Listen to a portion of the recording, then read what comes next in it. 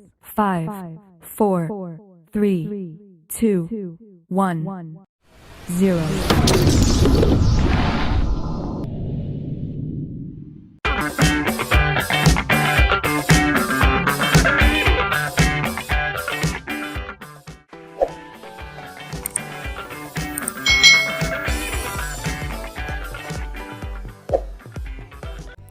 Hai hai hai, selamat datang di channel YouTube Kak Citra. Apa kabar adik-adik semuanya? Kak Citra berharap kalian dalam keadaan yang baik, sehat, dan siap untuk belajar ya. Hari ini kita akan belajar bersama-sama untuk mata pelajaran tematik kelas 2. Kita sudah belajar di tema 8 nih, keselamatan di rumah dan perjalanan. Subtema 1, aturan keselamatan di rumah, khususnya untuk muatan pelajaran PPKN tentang sikap bersatu saat bermain. Jadi harus ada kebersatuan saat kalian bermain bersama teman-teman adik-adik. Mari adik-adik kita pelajari sikap bersatu saat bermain dengan penuh semangat. Adik-adik, Udin, Edo, Beni, Siti, Dayu, Meli, dan Lani akan bermain menirukan bagaimana cara binatang berjalan. Mereka akan bermain di halaman rumah Udin. Akan tetapi halaman rumah Udin masih kotor. Halaman rumah Udin perlu dibersihkan. Amatilah halaman rumah Udin berikut ini. Apakah adik-adik dapat menemukan benda-benda yang dapat membahayakan diri? Nah, ini adalah rumah Udin adik-adik, halaman rumah Udin. Di sini ada benda-benda yang bisa membahayakan diri. Misalnya ada batu-batuan, lalu ada genangan air, mungkin ada pecahan kaca dan lain sebagainya. Nah, kita baca nih adik-adik percakapan antara Udin dan Beni. Teman-teman, halaman ini masih kotor. Yuk kita bersihkan terlebih dahulu, ajak Udin adik-adik. Lalu Beni menjawab, betul, masih banyak sampah yang berserakan. Ada juga kerikil dan batu yang berserakan. Benda ini dapat membahayakan diri. Jadi adik-adik saat kalian bermain, kalian harus melihat apakah tempat kalian bermain itu ada benda-benda yang bisa membahayakan keselamatan kalian. Jika ada, kalian harus menyingkirkan benda-benda tersebut. Contohnya di sini adalah kerikil dan batu.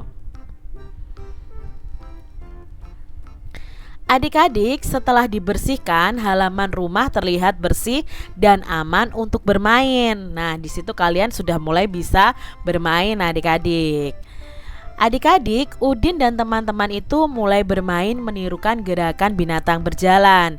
Nah, permainan ini dapat dilakukan di darat atau di air. Misalnya bisa dilakukan di kolam atau di sungai yang bersih di sekitar kalian. Tetapi kalau di kolam atau di sungai harus dengan pengawasan orang dewasa ya adik-adik. Menirukan gerakan binatang berjalan itu berguna untuk melatih otot-otot kaki kita, tangan kita agar tidak kaku. Nah, mari kita baca petunjuk bermain menirukan gerakan binatang berjalan berikut ini dengan nyaring ya. Nah, di sini ada bacaan yang isinya tentang aturan bermain menirukan gerakan binatang berjalan di air. Bermain menirukan gerakan binatang berjalan di air itu dilakukan secara berkelompok. Semakin banyak anak akan semakin seru adik-adik. Mengingat permainan ini dilakukan di air, setiap anak harus berhati-hati. Permainan ini juga harus dalam pengawasan guru atau orang dewasa. Awali dengan home pimpa ya. Anak-anak yang menang akan berdiri membentuk lingkaran, sedangkan anak yang kalah akan berada di tengah lingkaran. Awali dengan home pimpa ya. Tadi ya, anak-anak yang menang akan berdiri membentuk lingkaran, anak yang kalah akan berada di tengah lingkaran. Nah, anak tersebut akan bernyanyi, ikuti aku, ikuti ikuti aku. Seperti itu adik-adik. Nah, sambil anak menirukan gaya seekor binatang. Misalnya nih, monyet berjalan.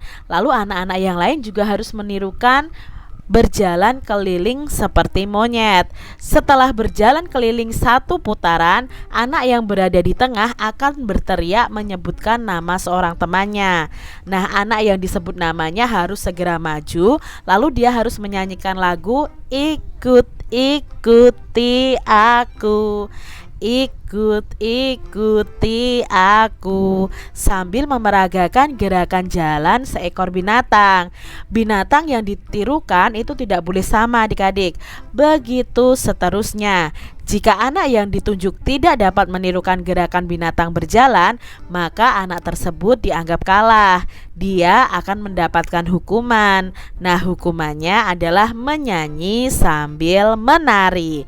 Itu tadi adik-adik ya, cara bermain menirukan gerakan hewan berjalan. Bisa kalian praktekkan bersama dengan teman-teman kalian.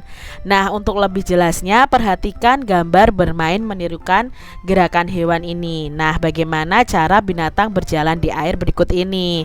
Jadi yang di tengah ini yang memberikan gerakan, lalu teman di sekelilingnya ini yang mengikuti gerakan temannya. Seperti itu ya adik-adik ya. Adik-adik lakukan bermain ya, lakukan permainan tadi menirukan gerakan binatang berjalan di air secara berkelompok, bisa dengan keluargamu, bisa dengan teman-temanmu. Nah, anak yang kalah harus sportif ya dan bersedia menerima hukuman permainan. Hukumannya itu menyanyi sambil menari. Adik-adik, perhatikan kembali gambar Udin dan teman-teman ketika bermain. Udin dan teman-teman itu berbeda agama loh. Mereka selalu hidup rukun walaupun berbeda agama. Mereka menunjukkan sikap persatuan dalam keberagaman. Sikap mereka itu pantas untuk ditiru. Nah, tahukah kamu contoh kegiatan bermain lainnya yang membutuhkan persatuan adik-adik? Nah, adik-adik coba tuliskan contoh kegiatan bermain yang pernah kamu lakukan yang menunjukkan persatuan. Kalian bisa tuliskan dalam bentuk tabel seperti ini adik-adik. Contoh permainannya misalnya ya, bermain gangsing bersama, lalu bermain ular tangga bersama ya. Ini permainannya, lalu bermain layang-layang, bermain di sini engklek ya, sudah manda. Lalu ada permainan sepak bola, itu juga membutuhkan persatuan. Bermain boneka bersama. Nah, di sini perlu adanya persatuan, tidak boleh ada pertengkaran adik-adik. Lalu bermain basket bersama, itu juga menunjukkan permainan yang harus ada persatuan di dalamnya. Sekarang adik-adik coba ceritakan salah satu kegiatan bermain yang pernah kamu lakukan. Nah, perhatikan contoh berikut ini. Misalnya nih adik-adik ya, aku dan teman-teman suka bermain sepak bola. Kami berbeda agama. Walaupun kami berbeda agama, kami tetap bermain bersama dan kompak. Kami juga saling mendukung dan tidak saling menyalahkan atau mengejek. Dengan sikap itu, kami dapat meraih kemenangan. Nah, coba adik-adik kalian ceritakan sendiri nih kegiatan bermain yang pernah kamu lakukan bersama dengan teman-teman kalian. Adik-adik, pernahkah kamu bermain permainan ular naga? Nah, bermain ular naga itu sungguh mengasyikan lah ya. Nah, kita bisa bernyanyi saat bermain. Kita bisa menyamakan langkah kaki. Kita belajar saling menjaga. Kita juga saling menyemangati nih adik-adik.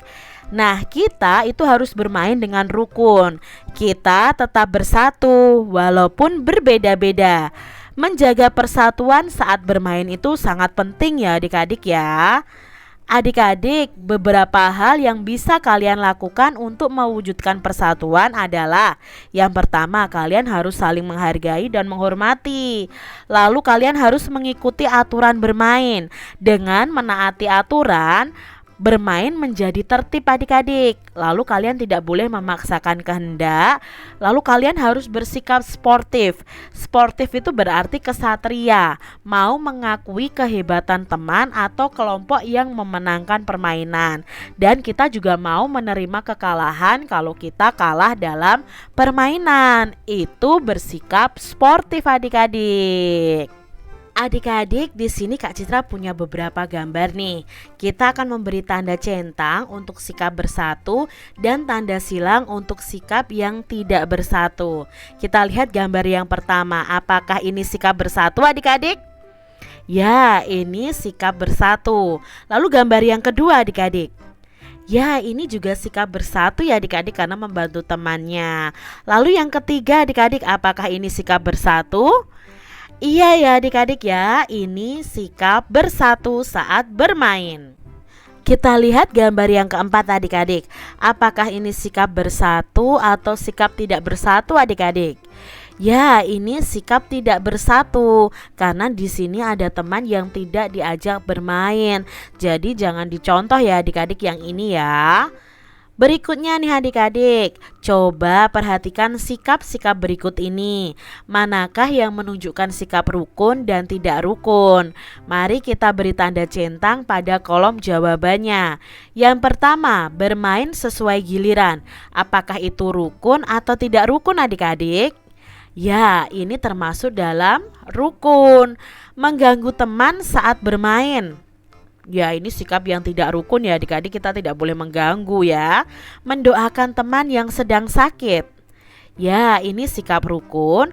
Menjauhi teman yang berbeda agama. Ini tidak rukun adik-adik, jangan ditiru ya. Menunggu teman beribadah dengan sabar. Nah, ini termasuk sikap yang rukun. Jadi adik-adik sudah bisa membedakan mana sikap yang rukun dan mana yang tidak rukun. Berikutnya nih adik-adik ya. Berilah tanda centang untuk pernyataan yang menunjukkan sikap rukun saat bermain. Nah, di sini yang pertama contohnya meminjamkan mainan kepada teman. Berarti ini termasuk sikap rukun. Yang kedua, mengembalikan mainan teman. Nah, ini juga sikap rukun adik-adik. Jadi kalau kalian pinjam mainan harus dikembalikan ya. Mengikuti aturan bermain. Ya, ini sikap rukun juga.